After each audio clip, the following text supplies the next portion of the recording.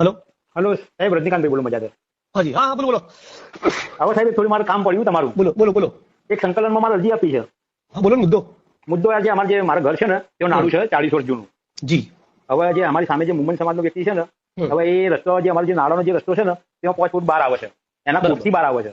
તો આ સવાલ સંકલનમાં ના હોય તો તમારે ગામ લેવલે બતાવવો પડે. પણ ગામ લેવલે તો નહીં પતાયું. ગામ લેવલે તો એ લોકો એમ તમે મને કહો હા. હું આ કરું એટલે મુમણ સમાજ મારાથી રાજી થાય કે નારાજ થાય?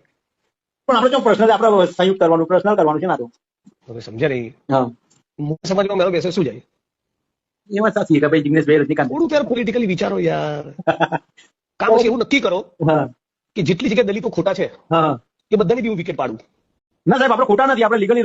અને મુમણોની બી પાડું અને ઠાકોરોની બી પાડું. જેટલા ગામે ગામ દલિતોએ મુમણો ઠાકોરે ખોટું કર્યું છે કર્યું છે નાનું મોટું. હા, એ વાત સાચી છે. પણ આપણે આપણે 5000 વોટ લાવું પછી કઈ ઇલેક્શન ના લડવું. પણ સાહેબ એ ખોટો છે. એ તો થોડું તો તમારે સમજવું પડે. રાજ્ય સરકારની જે પોલિસી છે મોટી હા હા.